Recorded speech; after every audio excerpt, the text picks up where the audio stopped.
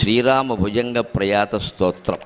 దీన్ని భుజంగ ప్రయాతం అని ఎందుకు అంటారు అంటే, భుజంగం అంటే పాము, దానికి కాళ్ళు ఉండవు, పాముకి కాళ్ళు ఉండవు, భుజాలతోనే నడుస్తుంది. అంటే మొత్తం పొట్టే, భుజమైనా అదే, చేతులైనా అదే, కాళ్ళైనా అదే, మొత్తం పొట్టతోనే ఇలా పాకుతుంది. ఆ పాము పాకేటప్పుడు ప్రయాతము అంటే దాని నడక.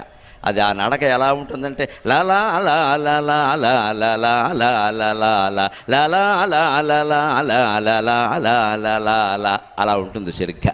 అదే లయతో రాస్తారండి ఈ శ్లోకాలన్నీ కూడా. అసీతాకళత్రైరకోదండభూషైరసౌమిత్రివంద్యైరచండ ప్రతాపైర్ అలంకేశకాలైరసుగ్రీవమిత్రై రామాభిధేయైర్ నదైవై నవై దైవతం నగా లలా లా లా లా లా లా లా లా లా లా లా లా లా లా లా లా లా లా లా లా.